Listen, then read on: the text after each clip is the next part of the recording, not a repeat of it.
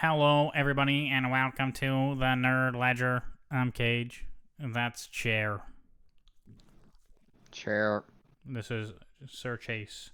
He's hanging out with me because there's no one else here, and if I leave him out there, he's just gonna be barking because he hears noises or things of that nature, and he wants to scare those people and things away. But if he's in here, he's fine. Anyway, how's it going, pal? How have you been? Good. Yeah? Still looking for a job. Okay. And how's that going overall? Not good. A lot of no responses. Sent out 30 applications now. But we gotta stay true. We gotta keep pushing. Yeah, that is true. Let me tell you, having a job is, it's great for money, but, it's nothing to write home about, okay? Having a job is tiring sometimes, and living life is tiring sometimes, but, that's it. You just gotta keep going every day, put your pants on one leg at a time or whatnot, and just keep doing it. So, it sucks, but such is life. Yep. Yeah, I literally came from the gym to here and started this up, so I haven't had a lot of time to gather all my thoughts in general because things have been kind of crazy. As you know, I moved this past weekend. A week before that, I had surgery, and things have been happening. I was in the emergency I didn't know about room. the surgery. You never told me about that one. Well, it's a small minor elective surgery. It took like 30 minutes. It's not like a serious surgery or anything. So, all right. Yeah. It's the surgery you get when you don't want to have children. That's what I got. Damn. So I had that like on the 20th. So what, like almost 2 weeks ago now? And then we moved on the 28th, which is 8 days after that. So, yeah. And then during that week, my wife was having like massive abdominal pains. So, we ended up in the emergency room on like Wednesday night. We were there all night. So I didn't sleep, and then I went to work because I had 9 meetings the next day, and I didn't want to have to reschedule them all, so I just worked on no sleep. 600 milligrams of caffeine helped me get through the day. But yeah, there's a lot of stuff happening recently, and work's been crazy. Like, I'm super far behind on stuff at work too, so I'll probably be catching up on some of those things after this. So it's been crazy. Sounds like it. Yeah.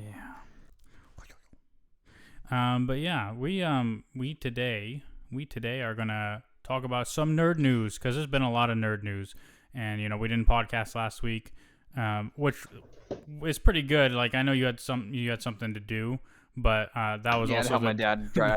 that was also the day that I literally didn't sleep, so I was up for like 37 hours at that point. So that worked out. It worked out, yeah. So, hey, I'll be right back. Okay. Yeah, no worries. Yeah, but we got a lot of news to talk about because there's been stuff happening in the nerd world. When Cher gets back, I'll mention some of that. And then we got to talk a little bit about Daredevil Born Again Season 2. Both of us have watched the first episode. I haven't had a chance to watch the 2 episodes that just dropped on Monday or Tuesday. I think it was Tuesday. I haven't had a chance to watch them because, things have been going on. We've been unpacking. Tuesday night was, a little bit of unpacking and, making dinner and whatever. And so, it was already pretty late by the time, I would have had time to watch it. So I just didn't, I watched it. I was going to save it for yesterday. Yesterday, me and Scotty Boy, we recorded our first episode of Nerdy Boys Reviews in like 5 years. So that took time. And so again, was doing stuff until late and didn't have a chance to watch them yet. But we'll talk about those in the future. Today is just episode 1. All right. Well, I can talk about a little bit of news while we're waiting for Chair to return. One thing is, I haven't seen it, but the Super Mario Galaxy movie is out now. I'm interested in seeing it, and I think I will maybe go this weekend to see it. I don't know. I was planning to go tomorrow, but then my wife's won some basketball tickets to her work for a game tomorrow, so we'll be doing that instead, which will be cool, I think. Hopefully. So some bits of nerd news. One, we got a trailer for Supergirl, a new one. We got a trailer for the Harry Potter TV show that's coming up this year in December. So we'll talk about those a little bit. They're also filming a live-action Tomb Raider series with Sophie Turner. But apparently they've had to pause production because she got injured on that set. And so who knows when that'll pick back up again. Andrew Garfield also was talking a little bit about Harry Potter and recently watching the movies, and he had to kind of defend himself watching them because of, J.K. Rowling's what he calls unfortunate views. So that stuff I don't really care about. I don't care that he had to defend any of that. There are people that are going to be outraged, but that's just because people like to be outraged. All right, I'm back. Sorry about that. All right, welcome back, friend. I was just talking a little bit about Harry Potter because there's a couple different things in the news. You want to skip to that? You want to skip to that first? Sure. Well, I'll just say before all that, the guy who was cast to play Snape, he's a person of color, and he did an interview and he pretty much said he would get a bunch of death threats for being cast as Snape and taking the role, and people sending him messages saying quit or I'll murder you and things like that. And I think that's all very stupid and unfortunate that we live in a society that behaves that way.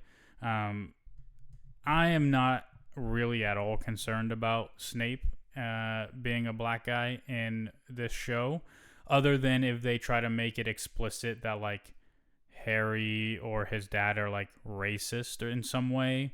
If they try to do that, it'll be pretty uncomfortable to watch. But other than that, I don't really care about that. There's some other things in the trailer that are a little bit more annoying to me, but we'll talk about that now. So you watched the trailer. What did you think, sir? What'd you think? So I saw a lot of cool stuff. It looked like a good modern take on Harry Potter. It's cool to see a modern take on Harry Potter, I guess, is what is the most thing I was excited about. We saw him in the closet. Maybe they were going to do some more stuff. I know that they kind of skipped the introduction a little bit. They kind of didn't do in the original Philosopher's Stone. They didn't really do the primary school stuff. The opening. Yeah, they didn't really do any of that, or this field trip. He was on a trip with his parents, I think, in the movie, and in the book, it was a field trip with school, right? And there's all this other stuff, and so it'd be cool to see that a show can fit more stuff in it. So that means there'll be more stuff to the source material, which should be cooler. Yeah. But I'm just it looks like cool stuff. I want to watch it. I'm interested in watching it. I think is what the trailers in me. All the characters look great. Snape, I know there's controversy. I saw who could have seen that coming? Controversial casting choice. Who would have thought? And people are gonna have this racist backlash to it because people are stupid and racist. I don't know what to tell you. Yeah. So I'm excited to see how he performs. I think it'll be cool. I just don't. The thing that most surprised me the most out of this whole trailer, though, do you want to really let you know what really surprised me the most? Was that they name dropped J.K. Rowling in the trailer. I was really surprised from that. I thought they wouldn't include her name at all. Well, in the credits or whatever, from J.K. Rowling or something. No, in the trailer, it's based off. Yeah, it says based off of the works of J.K. Rowling. Really, I didn't catch that. I watched it a while ago. Yeah, they did. Interesting. Yeah, they said based off the series by J.K. Rowling. They put that in there, and I was really surprised they name dropped her like that because it's so controversial. Yeah, But I mean she's at least partially involved in it, so maybe there's some clause that they have to give her credit or something, but I don't know. The only thing in the trailer that kind of like bothered me was like I feel like they're going to try to make the Dursleys seem even more awful than they already are. Like they are awful to Harry, but like the vibe I got from the trailer was like they're actually like torturing him. Like they hate him. yeah, Like I get it, like they don't really like him and they never have, but like I never felt like, there was like much torture involved. And like you can't really say torture, but like, like cutting his hair like as punishment and stuff, like that feels like really like degrading to a child. And I don't know. I feel like it's like one of those things where they're trying to show like from Harry's perspective how it feels to be like in that situation. So it might be a little bit like whatever that word is that I can't think of right now, like exaggerated. But I don't know. Like that was the only thing where I was like, But the rest of it, yeah, it looked fine. Like I didn't really have a problem with any of it. I think it all looks pretty neato burrito, and I hope it's not a terrible show. I know, of course, there will be people who refuse to watch it just because it's associated with J.K. Rowling. And hey, you do you boycott as much as you yeah. want. I'm back on Twitter. I'm back on Twitter now. Are I you? see it all the time. Like, if you watch this, you support this in any way, you're supporting trans genocide, and I've seen that posted many times. Yeah. And hey, I don't listen. People can have the opinions they have. The unfortunate reality is that you two things can be true at once. You can like Harry Potter and also support trans people's rights to exist. J.K. Rowling and the legislation she's trying to fund in the UK, she has all the money she's ever gonna need. Like, even if this show was never made, even if she never made another dime from Harry Potter, she would be doing what she's doing, and she can afford to do it. I hate to break it to you. Like I said, do your thing, have your opinions, but it's not gonna affect her Literally ability. one of the most successful authors of all time, J.K. Rowling. Like literally one of the most successful authors of all time. Like in human history of all the people that have written books, she's one of the most financially successful ever. Yeah, it's not gonna affect her ability to fund the And causes she wants. that was before the movies and before the show. That was just based on pure book sales, right? Yep. So, yep. Yeah. It's just like I said, out of principle or whatever you want to do it, go ahead. But I don't pretend that you're taking money out of her pockets because you're not, unfortunately. Anyway, the other trailer that came Yeah, out, like it's gonna be on HBO, right? Like yeah, I already subscribed to HBO anyway. They already got my money. Might as well watch it. right. I mean, but there are people that will go far further into they won't even subscribe to HBO Max because they don't want to fund J.K. Rowling from that because for whatever reason there are people that genuinely don't want to don't even subscribe anymore. Yep. So it happens. Anyway, the other trailer that came out was a Supergirl trailer. Um, Is James Gunn making this movie? he is not making this movie. It seemed very James Gunn It did. trailer. It did. Yeah, the music, pretty much everything about it. It looked very Guardians of the Galaxy. Yeah. It's a cool science fiction journey. Like that's dope to see. Jason Momoa looked cool. That Mm-hmm. was dope. As I don't know anything about the character Loboa or whatever the fuck his name is. Yeah, Lobo. Um, I don't know anything about him because I don't read comic books. I've seen pictures of him, but I've never seen him directly referenced or anything like that. So I don't know if he's a good guy or bad guy. I think I saw one comic book sequence where he was like stuck between a gigantic pair of breasts, and then they shook him really fast, so he would get confused and disoriented, and they dropped him from that. I think that's one time I ever saw Lobo. Okay. Yeah. Yeah. Yeah. Lobo, from my understanding, I haven't read a lot of Lobo, but Lobo is not a good guy.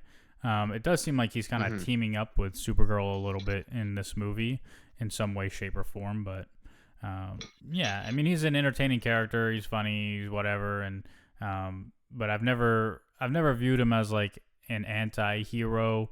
Like, like this whole modernization, like rewriting history of who Venom is, like people thinking Venom's an anti-hero. In comics, Venom is a straight villain. He always has been. But like people view him as like an anti-hero now because of like Lethal Protector and all this shit. And then the movie's kind of making him seem like a good guy because there's no Spider-Man in him. Like Venom is not a good guy. So, and that's always been my recollection of Lobo. Like I said, I haven't read a lot of Lobo. I'm not going to pretend I know, but I'm pretty sure he's not a good guy.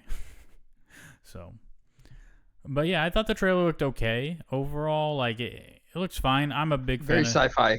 Yeah, it's very sci-fi. I'm a big fan of the character Supergirl.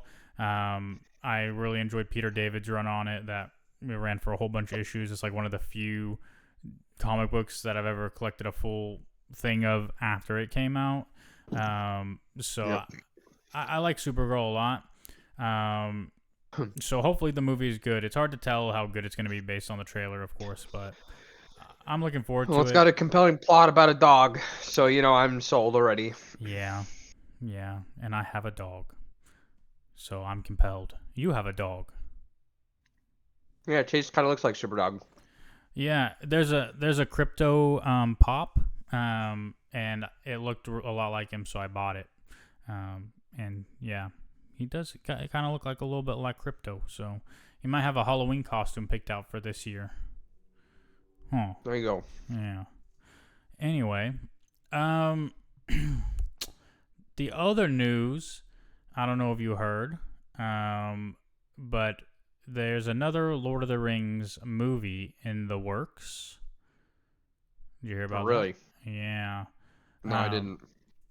So it is being written, or co-written at least, by Stephen Colbert, who is a massive Lord of the Rings fan, and it is also apparently going to be directed by Andy Serkis, and it's supposed to start filming, I think, after The Hunt for Gollum comes out, but it's going to be I can read the article and the synopsis, but essentially Stephen Colbert has been tapped to pen a new Lord of the Rings movie alongside Philippa Boyens and Peter McGee, which will be the second of two upcoming films in the blockbuster franchise. Colbert joined Peter Jackson to announce the news on social media last Tuesday night. He said, "The thing I found myself reading over and over again were the 6 chapters early on in the Fellowship of the Ring that y'all never developed into the first movie back in the day. It's basically chapters 3 is Company through Fog on the Barrow Downs, and I thought, oh wait, maybe that could be its own story and could fit into the larger story. Could we make something that was completely faithful to the books while also being completely faithful to the movies that you guys had already made? And I started talking it over with my son Peter, who's also a screenwriter, and we worked out what we thought would work, especially as a framing device for that story. It took me a few years to scrape my courage into a pile to give you a call, but about 2 years ago I did. You liked it enough to talk to me about it, and ever since then, the two of us have been working with the brilliant Philippa Boyens on how to develop this story."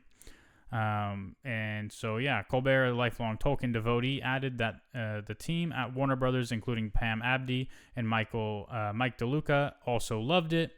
The installment with the working title of The Lord of the Rings Shadow of the Past will come after Lord of the Rings The Hunt for Gollum, which is currently in development from director Andy Serkis. Colbert will work with Jackson, Fran Walsh, and Boyens, the Oscar-winning trio who initially brought the blockbuster Lord of the Rings and the Hobbit trilogies to life, on the film from author J.R.R. Tolkien's beloved books. The synopsis reads, 14 years after the passing of Frodo, Sam, Merry, and Pippin set out to retrace the first steps of their adventure. Meanwhile, Sam's daughter Eleanor has discovered a long-buried secret and is determined to uncover why the War of the Ring was very nearly lost before it even began. So this is going to be about the random chapters that some of which you despise in the Fellowship of the Rings, it sounds like. Yeah, I mean, if they're gonna do a whole season dedicated to Tom Bombadil, like, maybe I'll check out. It's You not. know, It if sounds they like bring everybody back to if they bring everybody back to redo Tom Bombadil, like, that'd be really funny. I think you'd really enjoy that. For those of you that are new, obviously this podcast is one of the most successful in the world, and we get millions of new listeners every single day. of course, of course. So for the new listeners, for my opinion on Tom Bombadil is that whole chapter can be skipped and it will literally not change the pace of the story whatsoever. Like literally everything in that whole chapter could be just skipped completely, and it will not change anything. You will not have lost or gained anything whatsoever. It's filler. It's just like, and again, I feel like it's a self-insert for Tolkien to just write some dude that like lives in the woods who just sings happily and isn't bothered by mortal issues. And I just don't think, yeah, I Hmm. just don't. I don't like Tom Bombadil. I'm Yeah, gonna say it. It's an unpopular opinion, but I don't like Tom Bombadil. yeah. I mean, if they make a faithful adaptation, I mean, what is it gonna be? This is gonna be a movie about Eleanor reading about Frodo, Pippin, and Sam. If it's faithful to the books, which they have to also make it faithful to the movie, so it won't be Frodo, Pippin, and Sam. But Three is Company is not. I mean, Mary's not. Mary doesn't join them until after they leave Farmer Maggot's house. So in the book, it's hard to make something faithful adaptation wise. But what are they really? What are they gonna do? They're gonna set out a little bit and then go through the old forest after Mickle delving and meet up with Tom Bombadil, and then you're gonna get Tom Bombadil and fucking whatever her name is, Goldberry. Goldberry, Yeah, you're the gonna get super hot elf wife that just chills around all day singing such lovely tunes, and Tom Bombadil doesn't need to worry about anything or care about anyone. sure. I mean, I don't think she's an elf, but yeah, um, yeah. It's and then what? And then you're gonna do the fog on the Barrow Downs, and it's gonna be really trippy. And we did see Barrow Downs in Rings of Power, but it was kind of weird. Um, yeah, I don't know. It doesn't. I don't know if they can make a full movie out of that. It sounds like they can, um, but I don't think they can do it without Tom Bombadil. So you're gonna be stuck with singing fat guy in this movie. Who do you think would be a good Tom Bombadil?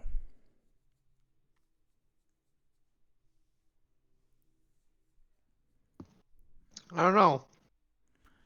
You think it would be really funny? I think if they cast Jack Black to play Tom Bombadil. That would be really funny. Yeah, but I mean, that's really all the news. And I think it's exciting. I'm a big fan of Lord of the Rings. I know you are too. So getting something new could be really cool. I mean, it could be terrible as well, but I'm just happy to have the content until it comes out, and then maybe I won't be happy to have it. Yeah, we'll see. Did you like the animated cartoon that came out? From the '70s. No. The recent one that we watched. Didn't we see that together in theaters? I could have sworn we saw that together in Oh, theaters. War of the Rohirrim. Yeah. It was okay. I didn't love it. Okay. I thought it was fine, but I didn't think it was amazing or anything. There was cool parts of it, but overall, like it was just fine. It was just okay. Cool. Yeah. All right. So Daredevil, Daredevil season 2, episode 1. Episode 1. Yep. What do you think? What do you think? Um, I took notes.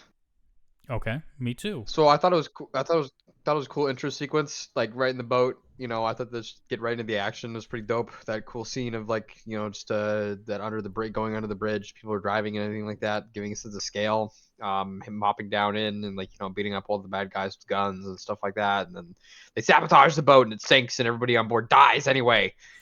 You Uh know, huh. it was good intense stuff. Good opening sequence. Yeah, and they're definitely setting up for the season right here. I mean, like, or at least the first arc of the season is, Fisk is smuggling in all these weapons to New York, and Daredevil / Matt is trying to expose that, which is why he's on the boat. And so everything kind of that happens from here is a result of this first sequence. Yeah. Yep. The other thing. Go ahead. Does Deborah Ann Wool's character, does the girlfriend of Daredevil turn into a vigilante herself? Because she's like training all this badass kung fu training with that kung fu stick, for the Aikido training. So. No, Karen Page is not gonna become anything more than, more or less like a journalist, right? Which she was already kind of. But this show is like doing this whole espionage kind of, like she's kind of like a spy and hiding, getting in touch with, the underground and getting information and also disseminating information and all sorts of things. So, but to put on a costume and become a superhero, we're not going to see that out of Karen Page. Okay. She is a major character, and she was massively sidelined in season 1. But, it's interesting that, like, right away in season 2, like, her and Matt are already back together, like, fully. And, like, they got this whole plan, and they're going to take down Fisk. As a whole, though, like, we've had Wilson Fisk / Kingpin as the major villain in, like, 4 out of the 5 seasons of Daredevil. Like, do you feel like it's too much? Do you feel like he should be more of a minor character at this point? Or do you think it works really well to have this dichotomy between Daredevil and Kingpin and how that builds out and affects everything else? I think the guy playing Kingpin is a really good actor, and they lean on him a lot. And I feel like because of his performance and picture of Kingpin, people really enjoy it. And it's kind of like a fan casted favorite, so he's like fated to just continually play the role forever. Yeah. Yeah, that is true. He does a great job. He is a good Kingpin, and I think it is still compelling, like watching him as like the center of this show with Matt. So, we also have like this kind of subplot of, BB Urich is like putting on this front of spreading positive propaganda, showing how citizens of New York feel safer under Wilson Fisk, and how, everybody loves him, and, they're willing to give up their freedoms for security, and different real world things that happen. But on the back end, she's working with Karen and also putting out satire of Wilson Fisk and things of that nature. So it's very kind of subplotty, but still interesting. Yeah, and then going on, we see Matthew Lillard get introduced. That's pretty, cool. I don't know, like, what agency is he from? Did he say he was from? Do you read comic books? You probably know, like, I don't remember. Whatever. I don't remember. What I only wrote down. He's from Langley. And I think he works with Julia Louis-Dreyfus's character. The one who put together the Thunderbolts and made them the new Avengers. I think because remember, like, they were like blackmailing the district attorney or whoever they had in there. And when he picked up the phone, he said, "Oh, hello, Miss DeFontaine," which is Julia Louis-Dreyfus's character. So all right. I think maybe they work together. This Mr. Charles guy. So we'll see. I mean, it's definitely an interesting character, and at first you kind of think he's working with Fisk, but then, like, when they're having the dinner, you kind of get this impression that things aren't all worked out between them. Like, there's a lot more there. Like, they don't really know each other well yet. Yeah. And there was That guy in therapy, I knew him from another show. I don't remember what show though. Hawkeye. He was in Hawkeye. Um, Mm. but yeah, no, and Heather Glenn is still the fucking worst, the absolute worst. I hate this character. She is psychotic. What was going on with that? So she's like seeing. Is that her she's seeing? Is that like herself, or is that like what is she this? Well, she's seeing the villain from season 1 who tormented her, um, but she's like slowly just going crazy, which her character does go crazy in comics, like ends up committing suicide. But Mhm. yeah, no, she's just going insane. She is going a fucking buku bonkers crazy, and it's Mm. yeah, it's not a joy to watch. um, Yeah. so the other like big moments from this episode is obviously they're gonna start like these vigilante trials, like trying to prosecute vigilantes like as terrorists, and like I don't know if they're going like to try to put them to death or whatever, but vigilante trials is kind of a big deal. Um, and then at the end, when Matt's trying to save his old buddy Cherry, and he gets unmasked by the task force, Bullseye saves him. Hmm. That was pretty cool. That was a pretty cool sequence. Yeah. That was.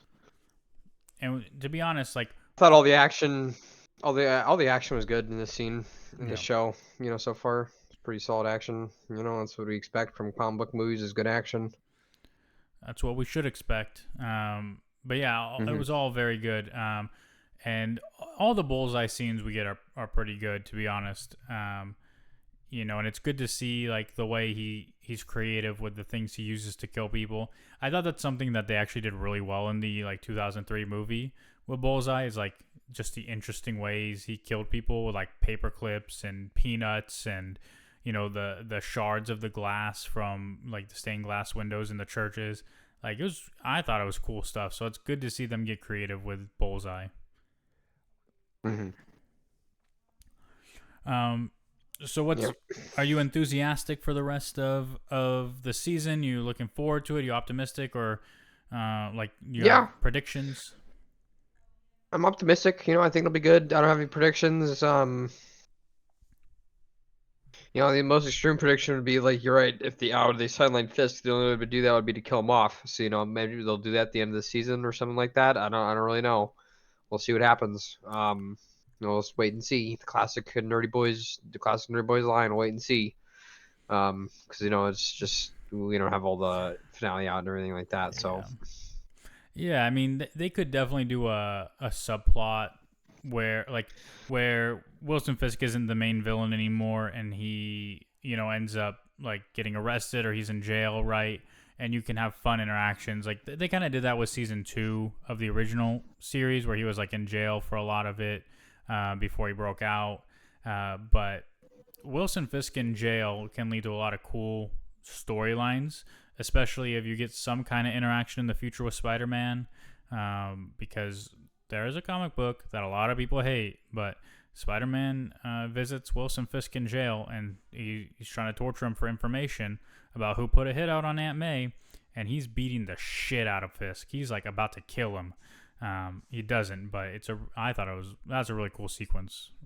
So I think Hmm. they can do a lot of cool things with Fisk if they put him in jail and just have him as like a secondary villain or character. Yeah. But those would be like one of those things getting deep in the weeds. Yeah, I mean, we'll see like kind of where they go. Did we talk about? We did talk about the Spider-Man trailer. I remember because we talked about Dune as well. So yeah. Okay. Well, Yep. We did talk about the Dune trailer. I think Dune could be like the modern day version of the Lord of the Rings trilogy, in the way that it's just like this kind of like cinematic masterpiece of its time, as an Hmm. adaptation of something, because like visually and cinematically, like the first two Dune movies are pretty incredible. They are. And the third one looks like it will also be. So I think in not even like 10 years, but like 5 years, people will be talking about this as like a cinematic masterpiece, Mhm. which is really cool to see, especially Yeah, for we'll Dune. we'll see what happens with Dune Part 3. I really wish they do God Emperor of Dune. I'm sure they're not going to do God Emperor though. They just won't. Because it's just too in the weeds. It's too weird. It's too philosophical. It's very deep and philosophical. There's a lot of talking. There's no action. There's almost zero action of God Emperor of Dune. It's all like philosophical pondering and stuff like that. So I just don't Yeah. see them ever making it. Even though, despite them, I hope that someday that someone does make God Emperor of Dune like a TV show or at least something. Like I really feel like it could be done. It absolutely could be done. And I think there's a lot of people that would be willing to give it a chance because of the success of these Dune films too. Yeah, So we'll see. we will see. We will see. Yeah. Well, I think that's everything. Unless you got anything else, I think we can sign out for the day.